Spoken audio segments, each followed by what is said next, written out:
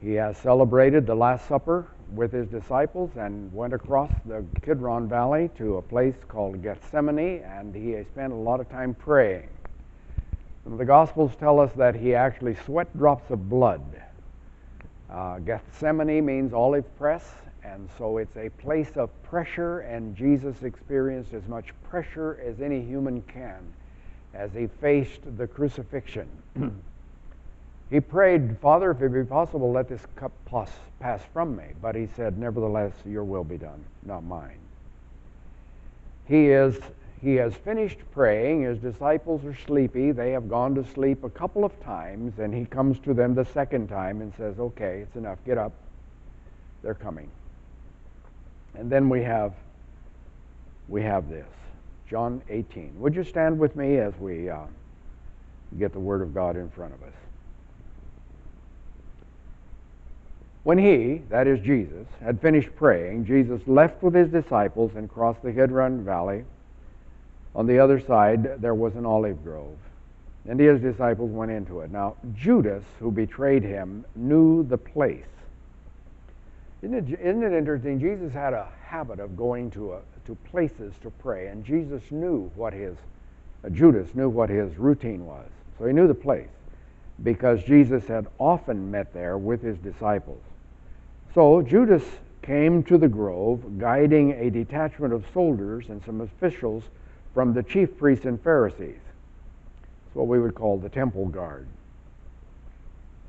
They were carrying torches, lanterns, and weapons. Jesus, knowing all that was going to happen to him, went out and asked them, "Who is it you want?" "Jesus of Nazareth," they replied. "I am he," Jesus said. And Judas the traitor was standing there with them. When Jesus said, "I am he," in the Hebrew it's just, in the Greek it's "I am," they drew back and fell to the ground. Again he asked them, "Who is it you want?" They said, "Jesus of Nazareth." "I told you, I am he," Jesus answered. "If you are looking for me, then let these men go." This happened so that the words he had spoken would be fulfilled. "I have not lost one of those you gave me." Then Simon Peter, who had a sword. Now remember, he was a fisherman, not really good with swords, but he was a fisherman, so here we go. He drew it and struck the high priest's servant, intended to cut off his head, but just got his right ear. The servant's name was Malchus. Jesus commanded Peter, "Put your sword away. Shall I not drink the cup the Father has given me?" Then the detachment of soldiers with its commander and the Jewish officials arrested Jesus. They bound him and brought him first to Annas, who was the father-in-law of Caiaphas, the high priest that year. Caiaphas was the one who had advised the Jews that it would be good if one man died for the people. Simon Peter and the other disciples who were following Jesus, because this disciple was known to the high priest, he went with Jesus to the high priest's courtyard, but Peter had to wait outside at the door. The other disciple, who was known to the high priest, came back, spoke to the girl on duty there, and brought Peter in. "You are not one of his disciples, are you?" the girl at the door asked Peter. He replied, "I am not." It was cold, and the servants and officials stood around a fire they had made to keep warm. Peter also was standing with them, warming himself. Father, it's an ugly passage, and it's interesting that they had to bind Jesus and take him away when he willingly was going to lay down his life in atonement for sin. As we see these words and this picture, we're going to see ourselves at times, but we're going to see you in it all, and so I ask that you'll open our eyes of understanding and help us see Jesus as clearly as possible. And I ask this in your name. Amen. You may be seated.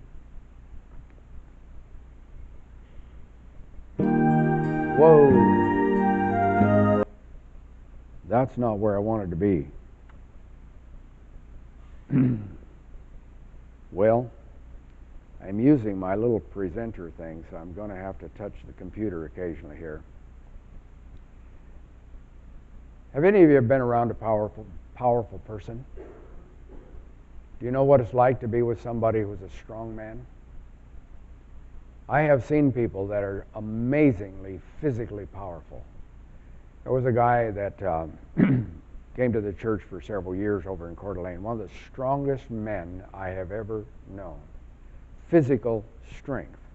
The guy was a brute.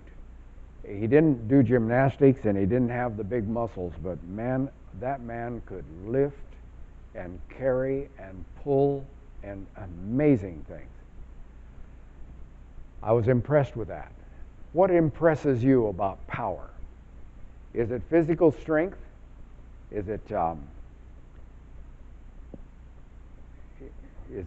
influence or leadership? I've seen people that are amazing leaders, and I have been impressed with them. I've seen people who have a lot of influence, and I have been impressed with them. Years ago, when we were working on the hospital issue here, I had a chance to work with some politicians. At the dedication of the third powerhouse, there were some politicians in town, and one of them was the chairman of the finance committee, and he was perhaps one of the most powerful men in Congress at the time, in the Senate actually, and I remember watching people treat him with amazing awe and respect. And we had a meeting scheduled for 10:30 in the morning downtown, and Senator came and he was drunk. He was so drunk he couldn't get out of the car. And I lost respect for the man. But the community sent me back to Washington, D.C. to put together the hospital here, and we were trying to divert the money from the dam. They wanted to build a clinic down there for their employees and workers, and I was trying to get them to invest the money in the hospital, and together between the communities and the Bureau, we'd put the hospital back online and have something for everyone. And the community sent me back to Washington, D.C., and one of the people I had to talk to was the senator, and I had an appointment with him. When I got to his office, he wasn't there, but his office manager was. And I introduced myself and told him what assignment I was on, and said I had an appointment with the senator. And he said, "Well, he's not in right now, but I have heard that you're coming, and tell me what your need is." So I told him about the opportunity of putting together a hospital here and so on. We went through a lot of stuff. He reached over and picked up the phone and called somebody and said, "I have a gentleman here and a couple of folks from out in the state of Washington. I think you need to hear what they have to say." And in a few minutes, he sent me to another office in another building, and we went over there. And I'll tell you what, the power that man had in that office amazed me. Just picking up the phone and saying, "I have some people here that I want you to hear," set everything else in motion, and from there on, it was as if money was approved for our project. The power that those people had amazed me. I did not have respect for the person, but I did have an impression that has not left me over the amount of power that they had. It's a habit. I push that button when I want to go on to the next slide. So sometimes there have been leaders out in foreign countries that have laid down their lives. Sometimes they have gone places that it would have been too scary for me to go to. And sometimes there are people that have money, and it's impressive to watch them use it. A gentleman called me one time, and he said, "Pastor, could you use some labels And I said, yeah, we use labels quite often. He said, what kind would you like to have? And then he had about 4 different varieties. And so I told him what we were using, and so he said, I'll send you a case of them. And he sent me thousands of labels. He said, they have a little cross printed on the left-hand side. If you don't mind, I'll just supply these for you. And I said, you know, where I come from, there's no free lunch. So what's the catch? Oh, he said, I have a label business here, and I just buy labels, and I buy in huge quantities. So I decided to buy some for churches, and I just provide them for churches for free. I said to him, you know, what I really need is some Bibles. I don't have Bibles to give away to people that I lead to Jesus, and I'm looking for some Bibles. He said, I have a case of them here. He said, would you mind, do you mind if they're the New International Version? I said, that's what I'm using. So he said, I'll just send over a case of Bibles along with the labels. So in a matter of a few hours, here comes a truck, a delivery truck, and it has a case of labels and a case of Bibles. Next time I led somebody to Jesus, and I write names of people down that I lead it to a commitment to Christ, and it's kind of interesting. I have them in my Bible. And so I called this guy, and I said, I want you to know that we gave away a Bible today to a new believer, and I just wanted to say thank you for making that available. My goodness, anything I wanted was available after that. So he changed companies from labels to fasteners. So I called him one day and I said, I'm going down to Guatemala and I need some roofing screws. He said, how many do you need? I said, 10,000. He said, do you want me to send them to you or do you want to pick them up? And free roofing screws to take to Guatemala. And that man became a partner with me, and it was just amazing. Every time I had a need that I couldn't find money for, I would call him, and he would open his hand and give so generously. That's impressive, isn't it? I'm just amazed at how God has people that have the power, the strength, the influence, the whatever it is we need to build the kingdom. I'm always influenced that. But ultimately, it all comes from Him.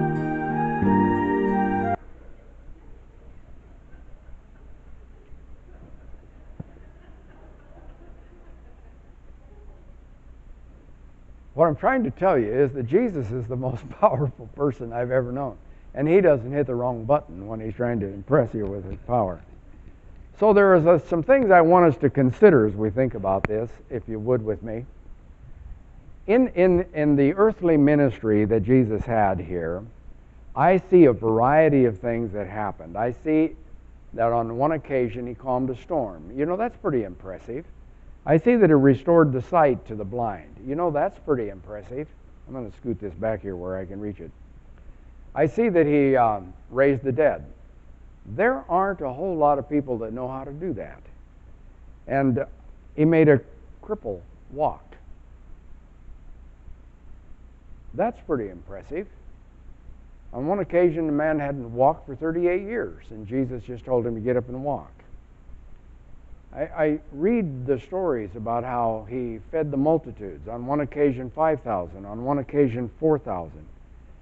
I read a story about a lady with an issue of blood that just touched the tassels on his garment and was instantly healed. I read about how lepers came to Him, and on one occasion 1, on one occasion 10, and they found healing. And yet I find that children are comfortable to come and sit in the lap of this powerful man and feel loved and welcomed, and they feel valued. There's something so gentle about Him, and yet such awesome power packaged in Him.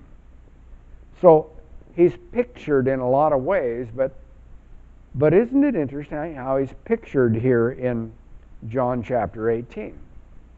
Now, we pick up some phrases, some words specifically. So Judas came to the grove guiding a detachment of soldiers.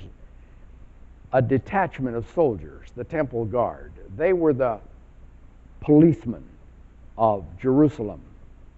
And the officials come from the high priest and the Pharisees. And it says that they're carrying torches because it's dark. It's a dark night. They're carrying lanterns. But it says that they're carrying weapons, okay? AK-47s, and they're coming to get him.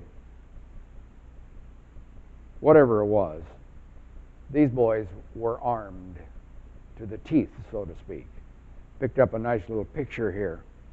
And the artist portrays Judas with his betrayal with a kiss of Jesus in the garden. A long time ago in the Old Testament, I read about a shepherd boy. He wasn't tall, he wasn't big like his brothers, but he was a godly man. He had a heart for God. And on one occasion, he brought a care package to his brothers who were in the military, and they were camped in the valley of Elah, along with a bunch of Israelite soldiers. And there was a Philistine, a big, tall Philistine, a little over 8 foot tall. His name is Goliath. And Goliath would saunter up to the top of a hill every morning, and he would call out insults to the Jewish soldiers down below in the valley. And this boy heard him, and he said, "Who is this uncircumcised Philistine, that he should defy the armies of the living God?" These soldiers had forgotten that they were servants of the living God. They were intimidated by this guy's height. They thought he was really powerful. David didn't seem to have too much trouble with him. He said, "A little stone will take him down," and he proved it. And we have a tendency to focus David's skill, but it was David's big God that is the secret in the story. And David's big God found Goliath to be no problem at all. I want you to watch here as we look at this, verse 4 to 6. "Who is it you want?" Jesus asks. And so they simply say, "Jesus of Nazareth." What's amazing to me, and I know it's dark, but they had lights and lanterns, and it's amazing when it's really dark what you can see with a lantern or a light torch. But it seems to me that these soldiers, this guard, temple guard, did not know Jesus, and they didn't recognize him. Who are you looking for? Jesus of Nazareth. Well, there he is, standing right there in front of you. But they didn't know who he was. Everybody else in Israel knew who he was, but these guys didn't know who he is. And Jesus says, "I am." Now, I'm talking to you about this phrase, "I am," over the last several weeks, and I want you to understand, this is the big name of God. This is how he introduces himself when Moses is told to go talk to Pharaoh, and Moses says to God, "Okay, whom shall I say sent me?" God says, "I am." And it's big. It's big all the way through the Bible when God says, "I am." In other words, I am the God who is. All others are phonies. I am power. Everything else pales in insignificance. I am eternal. Nothing else will last. I am. Go tell Pharaoh, "I am sent you." So when these soldiers say, "I'm looking for Jesus of Nazareth," he says, "I am." Now watch what happens. It says that Judas the traitor was standing there, and I think there's some feeling in John when he writes this, that Judas is the guy that betrayed him. I think I would have some feelings about that too. So it kind of comes through here, but look what it says. When Jesus said, "I am," they just fell over backwards. Now, every now and then my phone will ring and somebody wants to tell me that I won a trip to the Bahamas or something, or they tell me that my computer is, or they tell me that they have a new health insurance program they want. Any of you get those calls? And so I've tried this several times. Who would you like to talk to? We'd like to talk to the man of the house. I am. And nothing happens to them. They don't fall over. They're not impressed. Matter of fact, the tape recording just continues as if I had not said anything, you know. That happened to you? But when Jesus says, I am, the amazing thing to me is the power that had just bowled them over. That's impressive. Folks, that's power. I have seen important people identify themselves, and I've seen everybody be impressed. But I've never seen somebody just identify themselves and have it bowl everybody over, especially an armed guard. I read about this God in 1 Samuel chapter 6. Who can stand in the presence of the Lord, this holy God? Malachi 3. But who can endure the day of his coming? Who can stand when he appears? Or Revelation 6. For the great day of their wrath has come, and who can stand? Man, no wonder when Jesus says, I am, there is power in what he says when he identified himself. You know, I think Satan knew that Jesus was powerful, and when he came to toy with Jesus at the temptation for instance, he quoted Scripture. If you are the Son of God, you know, you got to hear this. If you are who you think you are, then throw yourself down. For it is written, he will command his angels concerning you, and they will lift you up in their hands, so that you will not strike your foot against a stone. And Jesus wasn't tempted by that. He had bigger things to do than to try to impress somebody by casting himself off, by jumping off the pinnacle of the temple. I think Satan knew that Jesus had power, so he lets the temple guard do his dirty work and go arrest Jesus so that they can take him to the cross and crucify him. I don't think Satan knows all of the future like we sometimes give him credit for. I think well, I know he's a second-rate power, but I think sometimes he's kind of stupid. Cunning, but kind of dumb. What amazes me is that it isn't just about Judas and temple guard and folks back then. What's interesting is the way you and I have a tendency to resist Jesus. You know, he tells us that if we will trust him, that we will be blessed. He tells us that the Jesus way is the best way to live, but we've heard some other opinions, and we want to try a little of this and a little of that. And there's a sense in which we resist him. He tells us that some of the things we're doing are doing damage, and he'd like for us to quit doing those. He'd like to forgive us for our rebellion and our sinfulness. But we think, well, someday, but not right now, and we resist.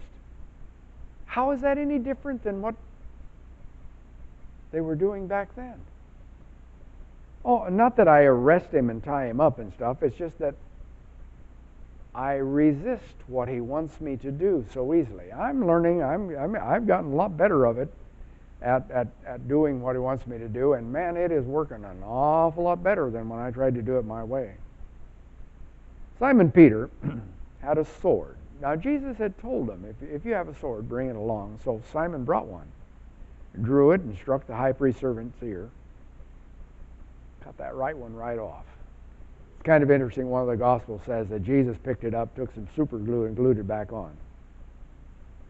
Did you read that? Oh, you didn't read about the super glue? Okay. He commanded Peter, put your sword away. Shall I not drink the cup the Father has given me? Boys, I'm on assignment. I'm going to go through with this. Well, it's not the only time somebody's picked up swords to try to defend God or the kingdom. You read stories about the Crusades, and man, they've gone on at different times. All kinds of crazy things have happened where people decide that they're going to do God's work with might.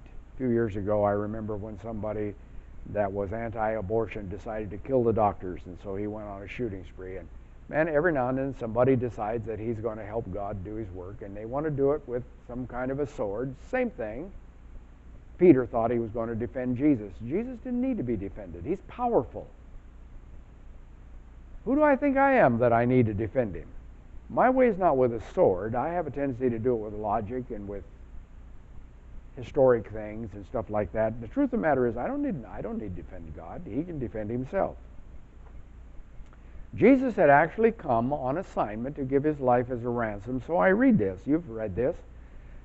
The reason my Father loves me is that I lay down my life, only to take it up again. No one takes it from me, but I lay it down of my own accord. Well, why would we need to bind him if he's going to do that? John 3:16, for God so loved the world that he gave his only Son. Wow. It's a gift. Jesus and the Father have planned this thing, and now it's being carried out. Romans chapter 8, we read this, the Roman road. He who did not spare his own Son, but gave him up for us all. How will he not also, along with him, graciously give us all things? Well, yeah, but I was talking to a guy the other day, and he said, well, I've asked God for help, but he doesn't seem to help me very much. And I said, you just want him to come put a Band-Aid on. You don't want to let him fix the real problem. The real problem is not with your checkbook. The real problem's with your heart. The real problem's not with your boss. The problem's with your heart. And you won't let him fix the problem. And the guy bowed his head and wept and said, you're right. You're right. And I said, why don't you just let God rule in your life? He said, that's what I need to do. But he didn't ever say, that's what I'm going to do. There's something in all of this about substitution, the law of substitution. Isn't it interesting? We read the temple sacrifices, and a lamb was to die in our place. And I remember when Charles Colson several years ago was in jail, and his daughter was going to get married, and somebody said, I will sit in for you as a substitute. The law allows substitute. I'll sit in for you so that you can go and attend your daughter's wedding. And the judge wouldn't let that go. But we understand the law of substitution. So I read this. The detachment of the soldiers of the commandment of the Jewish officials arrested Jesus. They bound him, and they brought him first to Annas. Oh, yeah. Annas, he was the high priest, or had been. He was Caiaphas' father-in-law. Wait a minute. Father-in-law. That means that Caiaphas had married one of Annas' daughters. Oh, but Annas was the high priest. How come they brought him to Caiaphas? Well, because Caiaphas was the high priest that year. Wait a minute, wasn't Annas the high priest? Yeah, but he had been immoral and he had been so corrupt that they had deposed him. Well, wouldn't it stand to reason that the various sons would have then been high priest, the sons of the high priest? And he had several sons. Yeah, in turn, each of his sons had been high priest, but they had been so corrupt and immoral that they had been deposed as high priest, and they had given the position to the son-in-law, Caiaphas. Isn't it interesting that in religion, Judaism, there would be corruption? Well, how else would you get Jesus crucified? But the story's not just about them. The story's about, it happens in my day too. People who are religious sometimes are very corrupt. But you know what? Jesus went through the mission of giving his life for everybody. For you, for me, for all of those people that are corrupt. And any of us can be transformed by his grace if we will accept who he is and what he did. So we understand the law of substitution, somebody dying in our place, somebody taking our punishment upon him, somebody laying down his life so that I can live, you can live. Think about it. Wow, what a concept. Why in the world would I want to resist him? Why would I want to be like the Pharisees and arrest him, kill him, whatever? If we really want to know who he is, man, we'd fall at his feet in worship. This is the I am. This is Jesus. He's on assignment. Why would I want to fight his battles for him? I tend to once in a while, but I don't need to. I'm learning. I don't need to. I used to be very aggressive about that. I've backed away a little bit, and it's amazing to watch God fulfill His purpose. It takes a little longer than if I'd have done it, but the way I do it doesn't work, so, you know. And Caiaphas had said that one man ought to really die for the people. Wow, but that worked for me. It worked for you. One man died in our place. So it's Memorial Day. I read a story like this, and the all-powerful God lets himself be bound, willingly goes to the cross to atone for our sin. And then you and I can remember that. You and I can take advantage of that. Matter of fact, Jesus gave us a memorial by which we can remember it. So this is Memorial Day weekend, and we have a memorial. I picked this picture off of the internet because I like it. See how the disciples are reclining at the table? And see, which one is Jesus? Is this Jesus? This Jesus? And John is on his bosom here, he says, and that's probably the way it works. The tables were very low. And the reason they reclined is that in Egypt, they never had time to sit down and eat. They were slaves, and they had to hurry up and get what the king said done. And they never had time to sit and enjoy a meal. So when they came into the promised land, they were never in a hurry again, and they had time to recline at the table. And so that's the tradition for that reason. But at that last meal, Jesus said, here's the memorial. Bread and wine. And whenever you do this, remember me. I'm going to share something with you. I've got so much stuff sometimes it just needs to be shared. Recently there was an archaeologist in Coeur d'Alene, and I had the privilege of going. They bought my lunch so that I could attend the meeting. And this archaeologist was saying that there is a place on the hill where David's city was. It's called Ophel, down from the Temple Mount. That was, in antiquity, it was Salem. You remember where Melchizedek was king of Salem? And up on the hill is Moriah, and that's where Abraham went to sacrifice his son. Remember that? But the Bible says that Abraham went to Salem and that the king, Melchizedek, hosted him with bread and wine. And they have identified the place. There's a place of worship, has 4 rooms, and in one of them there's a niche. There's several things there. I won't go into all the details, but there's a niche where they found a standing stone that has been anointed for centuries with olive oil, and it's just caked with olive oil. And the archaeologist uncovered all this, and he found this. It's called an Ebenezer in Hebrew. And he said, where in Genesis, because this has to date back all the way to Abraham, where in Genesis is there? And he found this. The story is that when Jacob fled, he laid down for the night at a place, and he used a rock for a pillow. Do you remember the story? In the morning he got up and he stood the rock up as an Ebenezer. And he anointed the rock with oil. And he said, this will be a place of worship forever. It's Jerusalem. And just on the toe of Jerusalem, the city of David, they found the place. And here's the standing rock that Jacob set up a long time ago. But here at this place of worship probably, Melchizedek hosted Abraham with bread and wine. Oh, I thought that came out of the Passover feast, bread and wine. Well, it did. But it carries, it's a theme all the way through Scripture, bread and wine, bread and wine. And Jesus takes those elements and he says, this is a memorial. The bread represents my body, which was broken for you, and the wine represents my blood, which was shed for you. anytime you do this,